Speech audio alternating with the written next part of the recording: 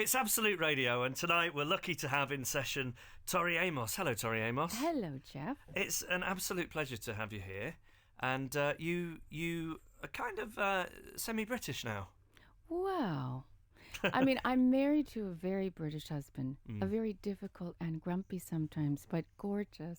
Do you see that as a British characteristic? No, I see that as my husband's characteristic, but he's very funny. Right. And the thing about him is, I think, that I fell in love with is that he didn't need to be a part of that whole red carpet lifestyle. And he drags me away by my hair when we're not touring. I think he likes to have me to himself. I don't blame him. I mean, I understand not wanting to become a part of that whole absolutely. schmooze scene. And which part of Britain is he from? He was born in London. His parents ran a pub. They're publicans in Shaftesbury Avenue. But then they moved up to just outside of Grimsby. Right. So he grew up there. And have you spent time up there? Not a lot of time. No, I haven't. I mean, I've seen it and I've been there and I got to meet everybody. But I've spent a lot of time in Cornwall. That's where he used to go with his parents as a child. It's a beautiful part of the world. It is beautiful. And you recorded some of the album in Cornwall. Yes. Mark has a studio, my husband there, and that's how our child can go to school. So we recorded the record there, yeah. And have you acquainted yourself with pasties? Yeah, no. No? No.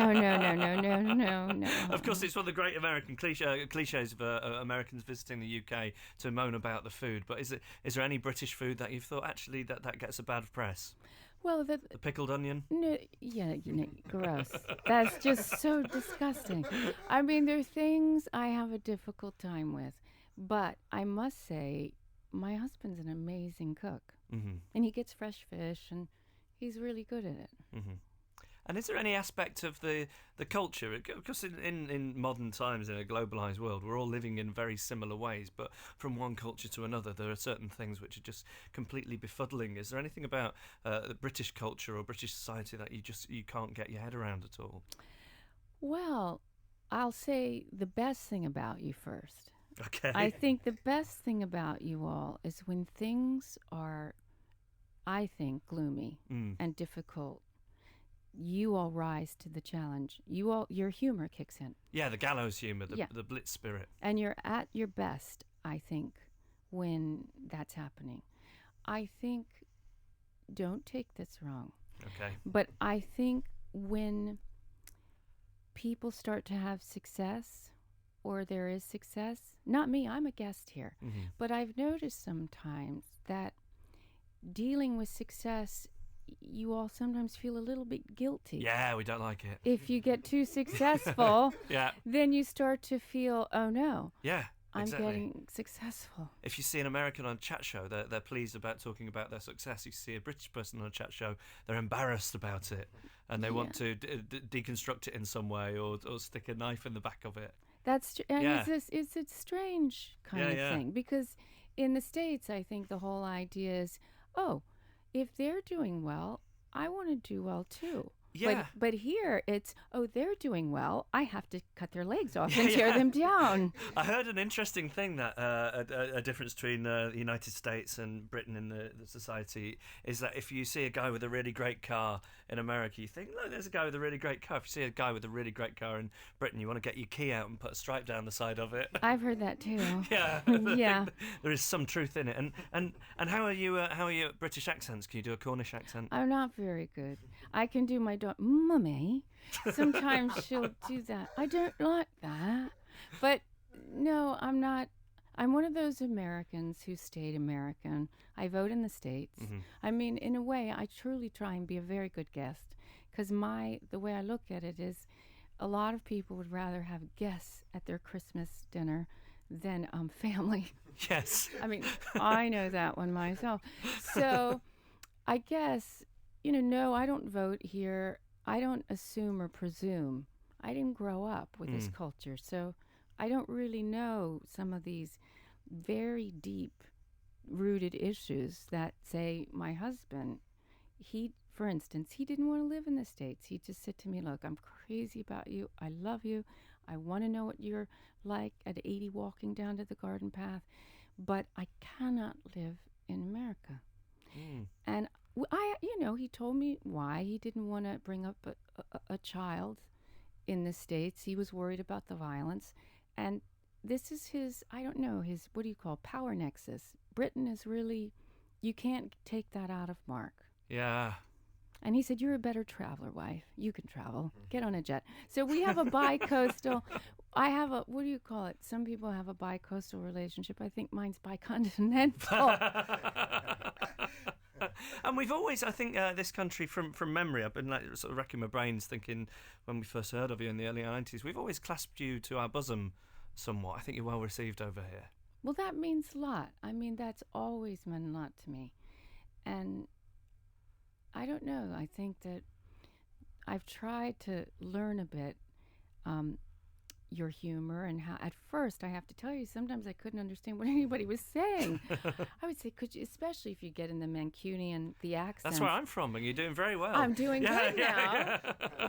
I can tell the different accents now. It took me a while, though, to understand, and to, when somebody would say, "Oh, go have a word with yourself," it took me a minute to know what these sayings meant. Which then would make you seem slightly otherworldly, because there's like a split second while you're processing whatever somebody last said to you. Yes, I'm still processing. Right, you're here because your 10th album is out. Abnormally Attracted to Sin. 10 albums. That is quite a body of work. Do you see it like that? Do you see it as a huge chunk of your life there in those 10 records? It means I'm an old lady. Is that what it means? You're looking well on it. Well, thanks. I mean, I like being in my 40s. I think having your 10th album, I wanted to cover a lot of compositional styles.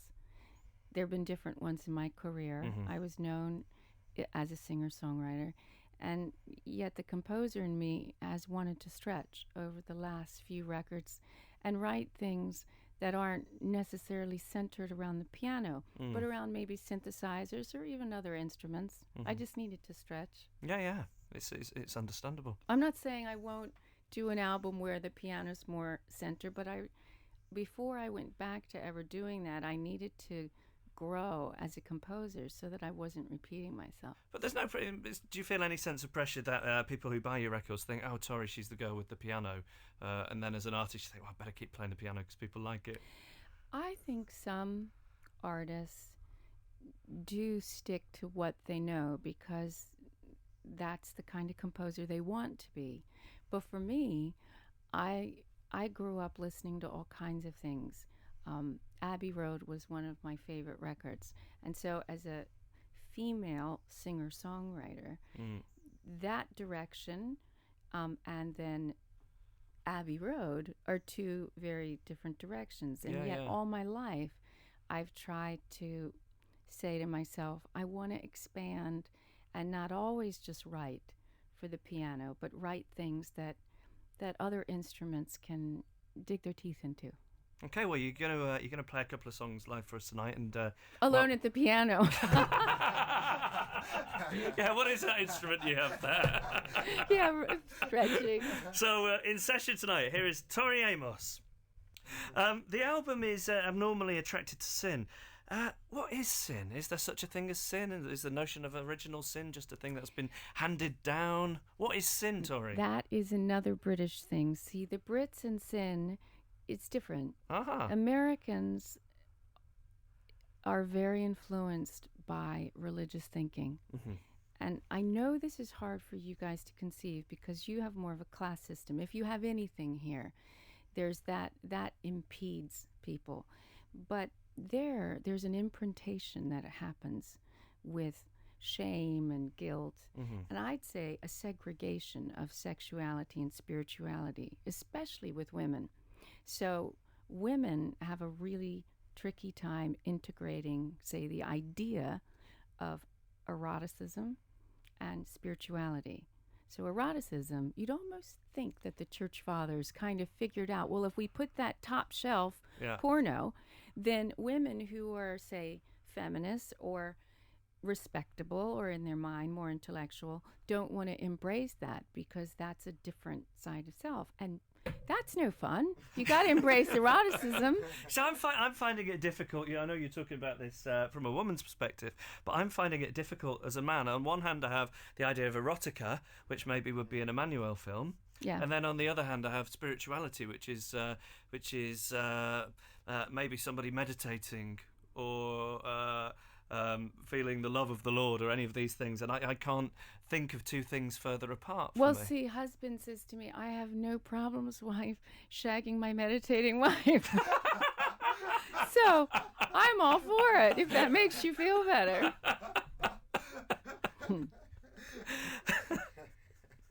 Now you know why I married him. Yeah, you found the perfect man for you. Yes, I did. Then, so sorry, I'm just trying to grasp this idea. So it's when you talk about sin, that's sin is, it's been defined that anything really where a woman has sovereignty over her body and her person. There have been so many judgments about what is non-spiritual. And I would say to you that it doesn't have to be that way. You can be a mother and you can be hot and you can have all those sides to yourself in your life where you don't have to go have affairs and sneak around and let that other side out. Yeah. That other side can live in you. You shouldn't take it to playgroup. I'm not saying that side goes there, but I'm saying, as a woman, sometimes you do amputate certain sides of yourself as you become a mother, especially because it's true. And even in Britain, women will say to me, having these integrated into yourself, it's been a difficult battle just because for so long they've been segregated. So I like to think of all that eroticism as an unpleasant box that it's necessary to open from time to time, and then once it's been opened, it's like bleeding a radiator. The pressure has been released, and it can go back under the bed for a while. I have a better idea. Yeah. Yeah, fetish, all of that needs to be reabsorbed and redefined, because I think that there's no reason to not enjoy handcuffs. You just have to know who's got the key. That's very important. Yeah. But I feel like I've got the key. I'm offering it around, and nobody would want it. Yeah, but people have defined that whole idea as demeaning. Yeah. And that's where women, I think, need to reclaim sexuality and just basic hotness for themselves. They've got to reclaim being hot. Oh, that sounds like a wonderful doctrine. Yeah. It shouldn't be something. It shouldn't be something handed down externally. It should be something that comes from internal. Yeah, the right-wing Christians have a little problem with all this, just because they don't want their daughters to be able to have emotional intelligence and a hot sensuality, and to be emancipated from the church, where you don't have to answer to a patriarchal authority. Yeah. Yeah, they don't like that idea. Well, I think you're going to beat them. If I survive. Okay. Well, to further your mission to overthrow the right-wing Christians and the suppressing of their daughters, do you fancy playing another song for us? Oh, yes. Great. In session tonight, it's Tori Amos. Fantastic. Tori, you're going to rule the world. Oh, boy. You're going to usher in a new Jerusalem. Okay. Brand new age. With high heels. Thank you so much for coming in and playing for us. The album is Abnormally Attracted to Sin. Just one last thing. I noticed halfway through I was interviewing you, I got toothpaste all over my sleeve. How did you do that?